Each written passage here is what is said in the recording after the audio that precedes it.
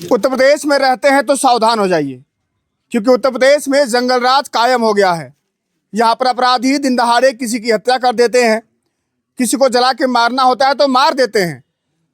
उनको बिल्कुल भी खौफ नहीं है कि उत्तर प्रदेश में शासन प्रशासन कानून व्यवस्था का कोई राज है। सूबे के मुखिया मस्त रहते हैं, उनको पता ही नहीं कि उत्तर प्रदेश में क्या चल रहा है। लेकिन अगर बात करने पर आ जाएं तो वो कहते हैं राम राज्य है। तो राम राज्य में निषादों की लगातार हत्याएं हो रही हैं। राम राज्य में निषादों की लगातार हत्याएं हो रही है। मैं इसलिए कह रहा हूं कि अभी मेरठ के सरधना के ज्वालापुर में निषाद सोनू कश्यप जो थे, उनकी हत्या की आग जो थी अभी ठंडा हुई नहीं थी कि उसके बाद मैनपुरी के कुर्रा थाना क्षेत्र के किसनी विधानसभा में एक और हत्या हो गई। यहाँ पर भी एक निषाद परिवार के थे बेचेलाल कश्यप, उनकी हत्या खेत में जला करके कर दी गई। आप सोचिए, अपराधी इतने बेखौफ हो गए हैं कि हत्या तो अंजाम देते हैं, लेकिन इतनी दुर्दांत हत्या करते हैं कि रूह कांप जाए।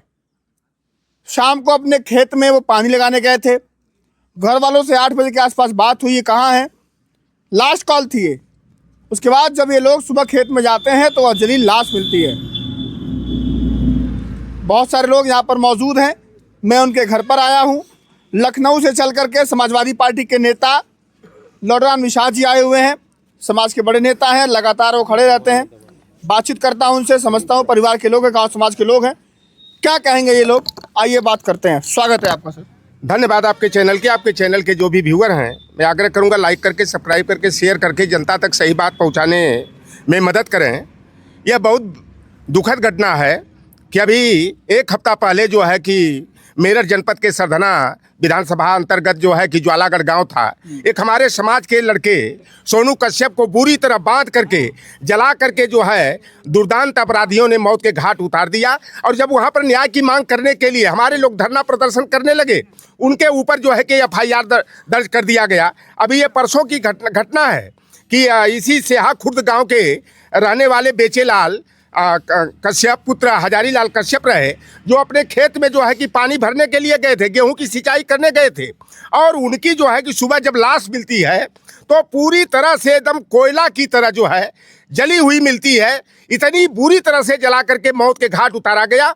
और पुलिस प्रशासन के लोग और शासन के लोग इस मामले को जो है कि कोई इसका तुल न दे दिया जाए। जैसे कि मेरठ वाली घटना में हमारे लोग सड़कों पर न्याय के लिए उतर आए, तो मामले को रफा दफा करने के लिए कुछ पत्रकारों को सह दे करके मामले को यह कहा जा रहा है कि 4 लाख परिवार को आर्थिक मदद दे दी गई, 5 बीघा का जो है कि पट्टा दे दिया गया, लेकिन हुआ कुछ नहीं।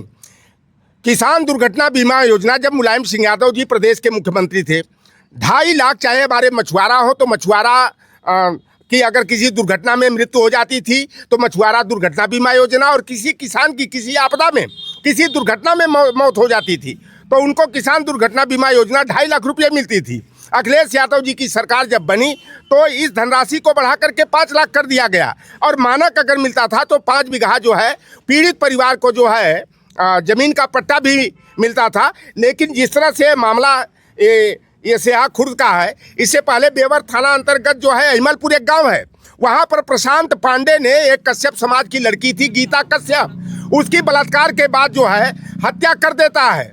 नामजद मुकदमा होता है। लेकिन भोगांव के जो विधायक पूर्व मंत्री भी रहे हैं, इस समय विधायक हैं राम नरेश अग्निहोत्री, और सदर मैनपुरी सदर से इस समय विधायक भी हैं, और उत्तर प्रदेश सरकार में मंत्री जयवीर सिंह हैं।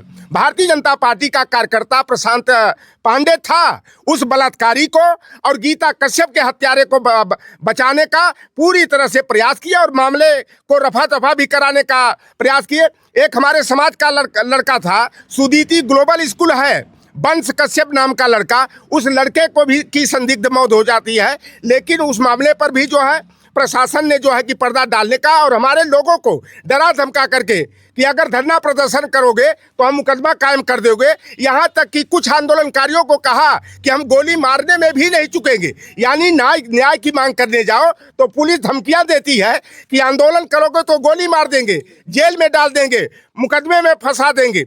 आज यहाँ जो हमारे बाबूजी हजारीलाल कश्यप जी हैं, इनके इकलौते बेटा जो है कि बेचेलाल कश्यप थे, इनके बुढ़ापे की लाठी थी और आज दुर्दांत अपराधियों ने उनको जला करके मौत के घाट उतारने का आपराधिक काम किया है। मेरी उत्तर प्रदेश की सरकार से इस नाते भी मेरा हक बनता है कि अभी संजय निषाद देखते दावा करते हैं कि निषाद राज और राम राज की मित्रता वाली यह सरकार है, निषाद समाज को न्याय मिलेगा। लेकिन एक भी मामले 17 हत्या हमारे समाज की गोरखपुर में निषादों की हो जाती है, आजमगढ़ में 5 निषादों की हत्या हो जाती है, कन्नौज में हमारे 3 कश्यप बाथम की हत्या कर दी जाती है, फर्रुखाबाद में हो जाती है, बादा में 3-3 निषादों की हत्या हो जाती है। और यहाँ पर यह मामला 3 हो गया 3 महीने के अंदर, कि चाहे वंश कश्यप की हत्या हो, चाहे वो हमारी गीता कश्यप बेटी की हत्या हो, और अब बेचेलाल हमारे छोटे भाई की हत्या हो।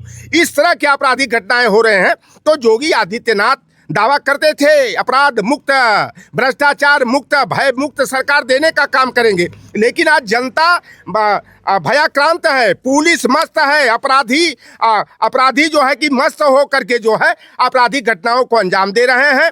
और योगी आदित्यनाथ हमारे पूर्वज मछेंद्र नाथ निषाद के मठ से निकल करके आए हैं, तो इस पर समाज को न्याय देना चाहिए, क्योंकि यही भारतीय जनता पार्टी वाले दावा करते हैं हमारे कश्यप के, बिंद के, निषाद के, धीवर के, केवट के, लोधी के किसान की बस्ती में जा करके कि आपके पूर्वज निषाद राज ने वनवास काल के समय राम की मदद करने का काम किया, आपके पूर्वज ने अब पुरुषोत्तम राम को जो है गंगा से पार लगाने का काम किया, तो हम तो नाव से पार उतारे, लेकिन आज हमारा समाज अन्याय का शिकार है।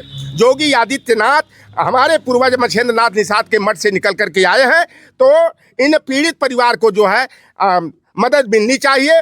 इनको किसान दुर्घटना बीमा योजना का लाभ हो, चाहे और भूमि के पट्टा का। इसके साथ साथ इतने से मामला नहीं, कम से कम इस परिवार को 25 लाख रुपया आर्थिक मुआवजा और परिवार के एक सदस्य को जो है सरकारी नौकरी मिलनी चाहिए। और कहा जाता है पुलिस के हाथ बड़े लंबे हैं, अपराधी कितना दूर ही क्यों न हो, अगर पुलिस चाह दे अपने असलियत पर उतारू आ जाए, तो अपराधी अगर किसी गुफा खंदरा में भी छिपा है तो आज के तकनीकी के दौर में उसे धर दबोच सकती है। तो वहाँ का जो है CDR चेक करके पुलिस जो है कि जो हत्यारा रहा है, जलाकर मारने वाले दरिंदे रहे हैं, उनको गिरफ्तार करके उनके साथ सख्त से सख्त कार्रवाई होनी चाहिए। यह हमारी उत्तर प्रदेश की सरकार से और मैनपुरी के जिला प्रशासन, पुलिस प्रशासन से मांग है।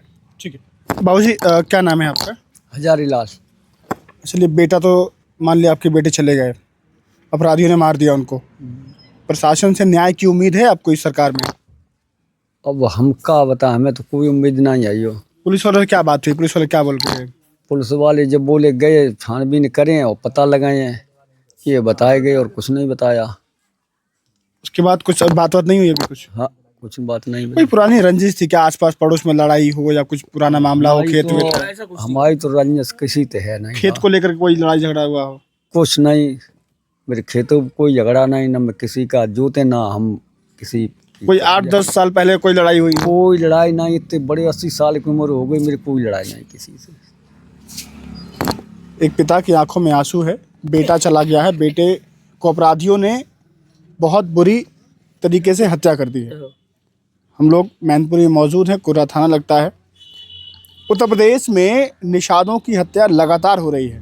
आप समझिए, जो दूसरे प्रदेश में बैठे लोग हैं, चाहे बिहार में, चाहे मध्य प्रदेश में, चाहे दूसरे राज्यों में, वो ये कहते हैं कि योगी जी की सरकार बहुत बढ़िया है, योगी जी की सरकार में अपराधी खौफ खाते हैं, प्रदेश छोड़ के भाग जाते हैं। बिल्कुल गलत बात है। उत्तर प्रदेश में अपराधी मस्त हैं, क्योंकि उनको पता है कि हमारा सूबे का मुख्यमंत्री मस्त रहता है।